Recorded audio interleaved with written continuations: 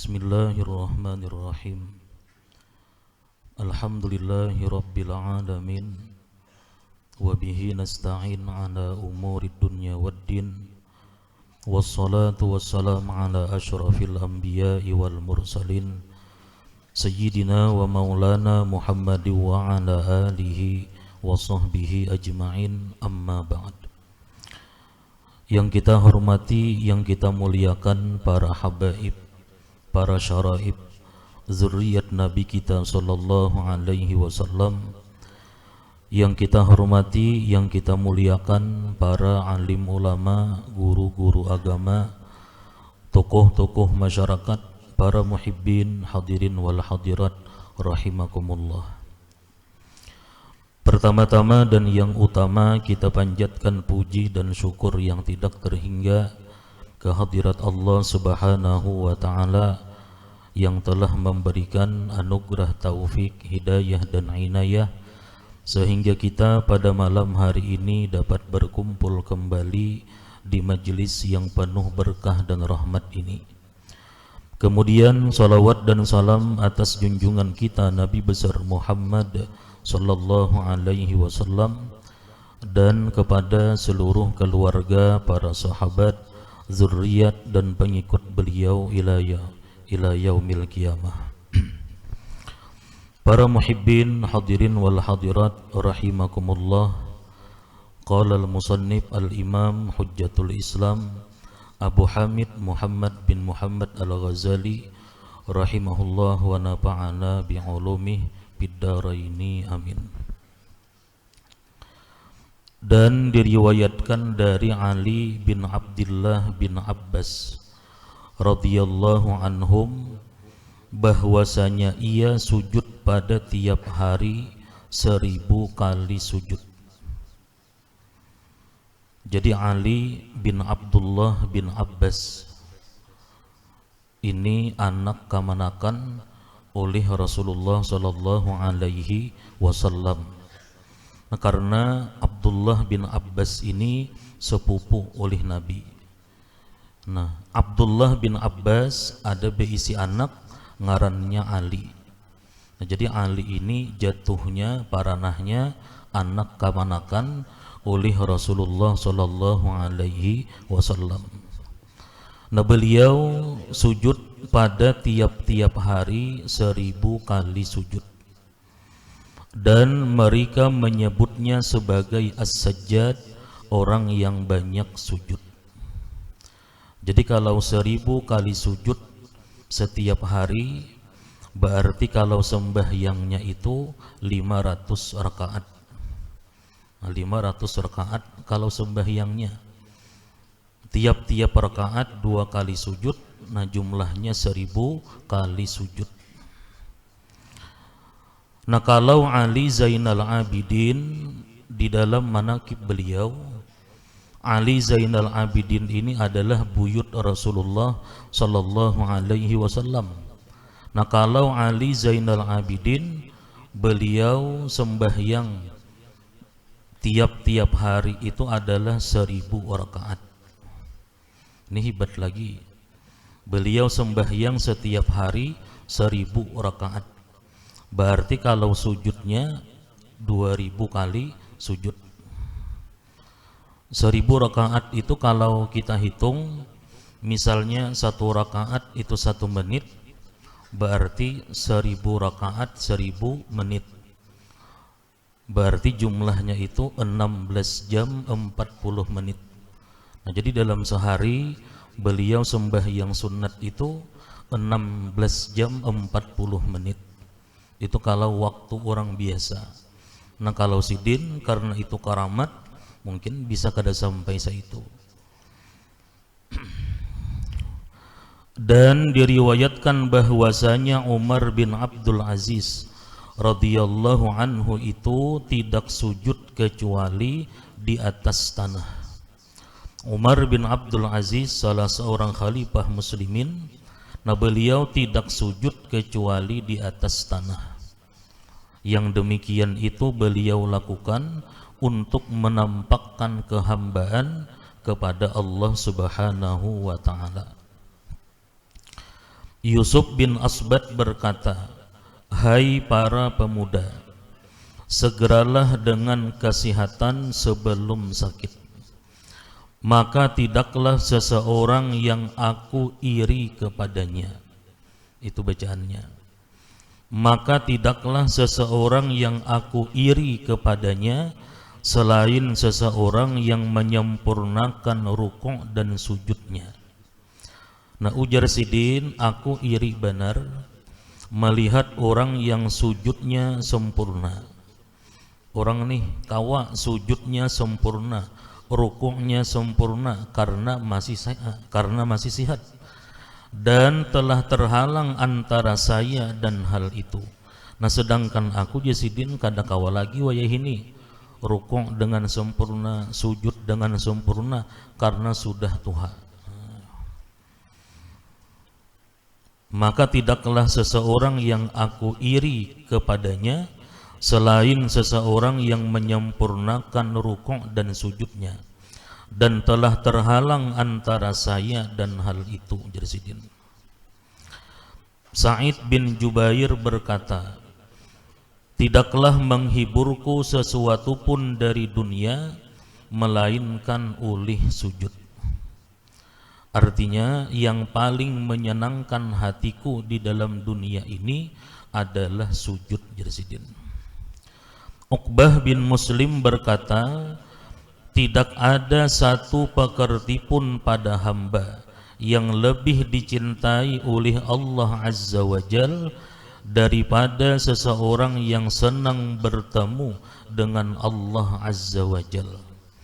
Artinya ujar Sidin, Allah paling suka lawan hamba yang mana hamba itu ingin senang bertemu dengan Allah. Dan tidak ada satu saat hamba yang padanya lebih dekat kepada Allah Azza wa Jal daripada hamba itu bersungkur sujud. Artinya keadaan yang sangat dekat dengan Allah Subhanahu wa ta'ala yaitu ketika hamba itu bersungkur sujud. Abu Hurairah radhiyallahu anhu berkata, sedekat-dekat apa yang ada pada hamba kepada Allah Azza wa Jal adalah apabila ia sujud, maka perbanyaklah doa ketika itu. Jadi waktu kita sujud, saat itu kita sangat dekat dengan Allah Subhanahu wa ta'ala. Nah, di waktu sujud itu hendaknya kita Jersidin memperbanyak doa kepada Allah Subhanahu wa ta'ala, karena doa di waktu sujud itu lebih diperhatikan oleh Allah dibanding keadaan-keadaan yang lain. Karena di waktu sujud itu kita benar-benar menganggap diri kita sebagai hamba di hadapan Allah Subhanahu wa ta'ala. Kemudian keutamaan khusyuk. Allah Ta'ala berfirman, wa aqimis salata li zikri. Artinya dirikanlah salat untuk mengingat aku.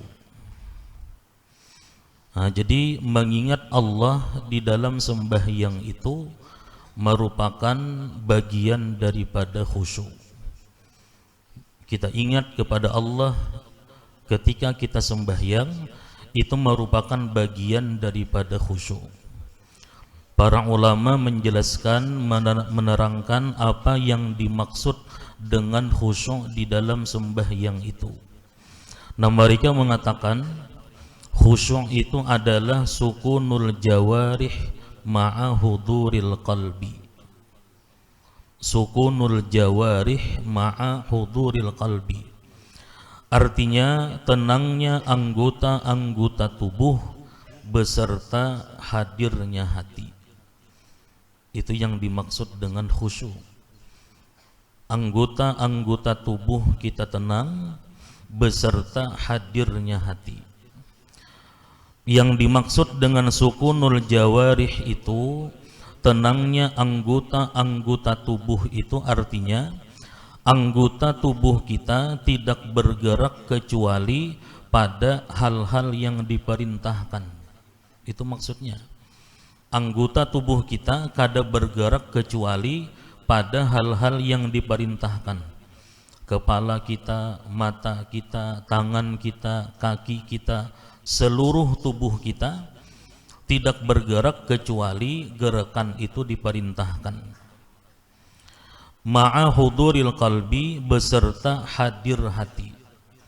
Nah, yang dimaksud dengan hadir hati itu alla yatafakkara illa fi ma'na ma yaquluhu min qiraatin aw zikrin aw du'a. Dia tidak memikirkan di dalam sembahyangnya kecuali makna yang dia ucapkan. Dia tidak memikirkan di dalam sembahyangnya itu kecuali makna yang dia ucapkan, min qiraatin, daripada bacaan Al-Quran, au zikrin atau zikir, au du'ain atau doa. Nah, itu maksudnya hadir hati, bahwa dia tidak memikirkan di dalam sembahyangnya itu kecuali apa yang dia baca. Misalnya waktu kita membaca wajjahtu wajhiya lillazi fataras samawati wal ardh. Nah, waktu kita membaca itu, nah kita memikirkan makna yang kita baca. Muntung mengucapkan wajjahtu wajhiya, hati kita memikirkan apa yang kita baca itu. Hati kita memikirkan artinya aku hadapkan wajahku kepada Tuhan yang menciptakan langit dan bumi. Nah, itu yang disebut dengan hadir hati. Misalnya kita membaca Quran, misalnya dalam sembahyang, Alhamdulillahi Rabbil Alamin misalnya. Nah, waktu kita mengucapkan Alhamdulillahi Rabbil Alamin, hati kita mengatakan bahwa segala puji bagi Allah Tuhan semesta alam. Nah, kalau kita mengucapkan Alhamdulillahi Rabbil Alamin, kemudian hati kita ingat dengan kematian, itu lain hadir hati. Karena kematian kada ada hubungannya dengan Alhamdulillahi Rabbil Alamin. Sekalipun mengingat kematian itu merupakan bagian daripada akhirat, tapi kada pas di sini. Jadi waktu mengucapkan Alhamdulillahi Rabbil Alamin, sekalinya hati kita ingat keadaan di padang mahsyar. Kita ingat akan menyeberangi siratal mustaqim. Itu kada disebut hadir hati ngarannya. Yang disebut dengan hadir hati tadi, bahwa dia tidak memikirkan di dalam sembahyangnya itu kecuali makna yang dia baca, makna yang dia ucapkan, baik itu bacaan Al-Quran atau zikir atau doa. Jadi yang dimaksud dengan hadir hati itu, muntung kita mengucapkan Alhamdulillahi Rabbil Alamin, hati kita memikirkan bahwa segala puji milik Allah Tuhan semesta alam. Atau rahatan berzikir waktu ruku' misalnya, kita membaca Subhana Rabbiyal Azim wa bihamdih. Nah, saat itu hati kita memikirkan bahwa Maha suci Tuhanku yang maha agung dan segala puji untuknya. Itu mestinya. Jadi saat kita ruku' membaca Subhana Rabbiyal Azim wa bihamdih, hati kita maha suci Tuhanku yang maha agung dan segala puji untuknya. Itu hadir hati. Jangan misalnya waktu kita Subhana Rabbiyal Azim wa bihamdih, ingat lawan kematian tadi, ingat saat sakaratul maut, nah itu kada hadir hati ngarannya.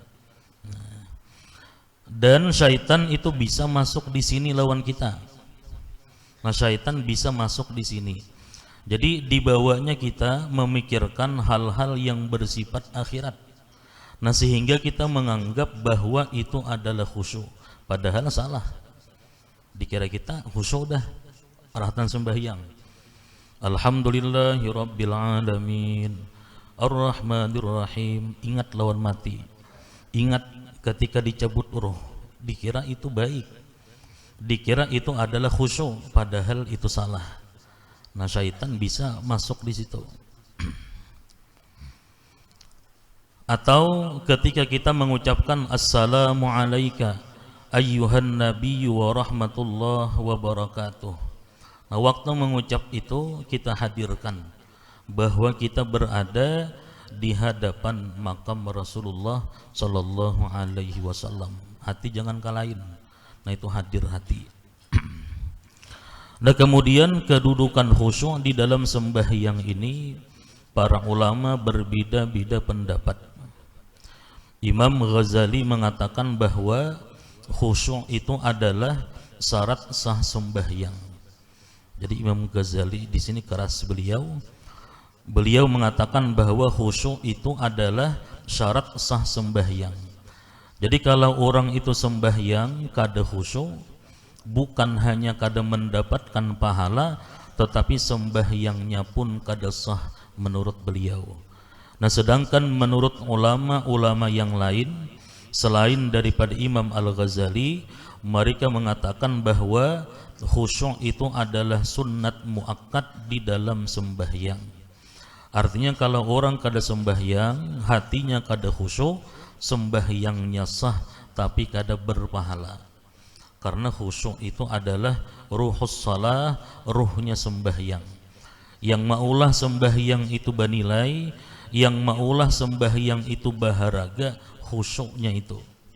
Nah, jadi kalau sembahyang kita kada khusyuk sah, tapi sembahyangnya kada berpahala. Nah, kalau Imam Ghazali tadi beliau keras bahwa khusyuk termasuk syarat sah sembahyang.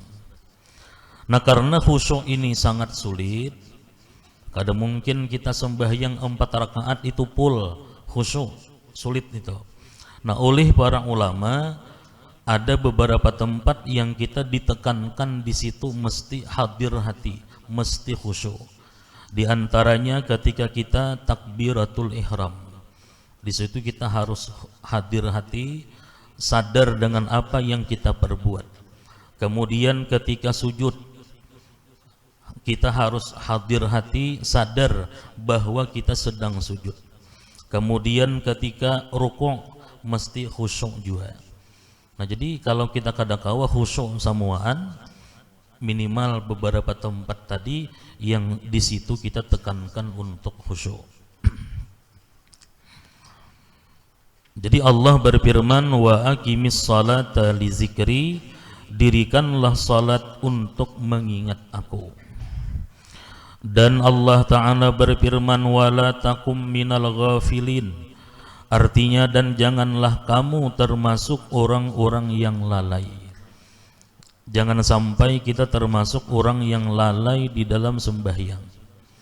Bila sudah Allahu Akbar, kada ingat lagi sudah apa yang dibaca, apa yang diperbuat, hati kemana-mana. Bila sudah Assalamualaikum warahmatullah, hanya ingat pada imbas sembahyang. Ratan sembahyang tadi kada ingat napa-napa. Nah, itu dilarang oleh Allah. Janganlah kamu termasuk orang-orang yang lalai. Dan Allah Azza wa Jalla berfirman, la taqrabus salata wa antum sukara hatta ta'lamu ma taqulun. Artinya, dan janganlah kamu mendekati salat sedang kamu dalam keadaan mabuk, sehingga kamu mengerti apa yang kamu ucapkan. Nah, di awal-awal Islam itu minum arak itu kada langsung dilarang secara total. Jadi di awal-awal Islam itu masih diperbolehkan minum arak. Sehingga ada di antara sahabat yang habis minum arak itu mengerjakan sembahyang. Jadi imbah minum arak kemudian sembahyangan. Nah, sehingga waktu sembahyang itu ada di antara mereka yang kada sadar dengan apa yang mereka ucapkan. Nah, lalu turun ayat ini, janganlah kamu mendekati salat sedang kamu dalam keadaan mabuk, sehingga kamu mengerti, paham apa yang kamu ucapkan. Ada yang mengatakan mabuk karena banyaknya susah. mabuk karena kebanyakan beban pikiran, sehingga kada sadar dengan apa yang dibaca, kada sadar dengan apa yang diperbuat. Ada yang menafsirkan itu. Dan ada yang mengatakan karena cinta dunia. Wahab bin Munabbih berkata, yang dimaksud dengannya mabuk adalah zahirnya, maka di dalamnya terdapat peringatan atas mabuk dunia. Karena Allah menjelaskan sebabnya di mana Dia berfirman, hatta ta'lamu ma taqulun, artinya sehingga kamu mengetahui apa yang kamu katakan. Artinya yang dimaksud dengan mabuk di sini mabuk yang membuat seseorang itu kada sadar apa yang dia ucapkan dan apa yang dia perbuat, sekalipun mabuknya itu bukan karena arak, sekalipun mabuknya bukan karena minum arak. Itu masuk dalam ayat ini, ujar Wahab bin Munabbih. Jadi mabuk apapun yang membuat seseorang itu kada ingat apa yang dia perbuat, kada sadar apa yang dia perbuat, kada sadar apa yang dia ucapkan, masuk di mabuk di sini. Kada mesti mabuk arak. Berapa banyak orang yang mengerjakan salat dan tidak minum khamar, padahal ia tidak mengetahui apa yang ia ucapkan dalam salatnya. Padahal kada minum arak kada, cuman keadaannya seperti orang mabuk, kada mengerti, kada merasakan apa yang dia ucapkan, kada sadar lawan apa yang dia perbuat. Nah, kenapa kita sembahyang itu kada kawa khusyuk? Kenapa kita sembahyang ini kada kawa khusyuk? Kada bisa, kadang-kadang kada memikirkan apa yang kita baca, kadang-kadang kita kada sadar dengan apa yang kita perbuat. Rahatan sujud, hati kada sadar bahwa kita saat itu sujud. Ketika ruku, kita kada sadar bahwa saat itu kita ruku. Nah, itu ada sebab yang zahir dan ada sebab yang batin. Nah, sebab yang zahir itu lebih mudah itu menghilangkannya dibandingkan sebab yang batin. Nah, sebab yang zahir itu diantaranya apa? Menahan qadha hajat. Makanya makruh kita ini hendak qadha hajat nih, hendak bekami ditahani, dibawa sembahyang, makruh hukumnya. Mestinya kami akan dahulu qadha hajat dahulu, hanyar sembahyang. Karena kalau kita sembahyang dalam keadaan menahan qadha hajat, itu membuat kita kada khusyuk jadinya. Kemudian misalnya di antara sebab yang zahir juga, kita ini hendak makan, kemudian makanannya sudah dihidangkan, siap sudah, dan kebetulan kita memang hendak makan. Nah, maka kita disuruh makan dahulu, hanyar sembahyang. Karena kalau kita sembahyang sedangkan hidangannya sudah siap dan kita memang hendak makan, kita karasi sembahyang, pas sembahyang kayaknya kepikiran lawan makanan tadi. Nah, itu sebab-sebab yang zahir. Atau kita sembahyang menghadap gambar, nah itu membuat kada khusyuk juga. Kayak apa cara menghilangkannya? Pacul gambarnya atau kita berpindah, jangan menghadap gambar itu mudah aja. Yang sulit itu apa? Sebab yang batin. Nah, sebab yang batin diantaranya adalah hubbud dunia, cinta kepada dunia. Nah, orang yang cinta kepada dunia, kayak apa aja inya sembahyang, kada mau khusyuk, pasti kepikiran dengan dunia tadi. Nah, jadi ada sebab yang zahir, ada sebab yang batin. Nabi SAW bersabda, man shalla rak'ataini lam yuhaddis nafsahu bihi ma bi syai'in minad dunya ghufira lahu ma taqaddama min dzambih. Artinya, barang siapa yang salat 2 rakaat di mana ia tidak berbicara di dalam dirinya dengan sesuatu dari dunia, maka ia diampuni dosanya yang telah terdahulu. Artinya kalau kita kawa sembahyang 2 rakaat, nah Sampai salam kita kadang memikirkan urusan-urusan dunia kawa kita selama 2 rakaat tadi. Nah maka dosa-dosa kita yang terdahulu diampuni oleh Allah Subhanahu wa ta'ala. Nah itu diantara keutamaan khusyuk. Nah selanjutnya, dan Nabi sallallahu alaihi wasallam bersabda, innamas salatu tamaskunun wa tawadu'un. Ila hadratin Nabiyil Mustafa Rasulullah sallallahu alaihi wasallam. Al-Fatihah.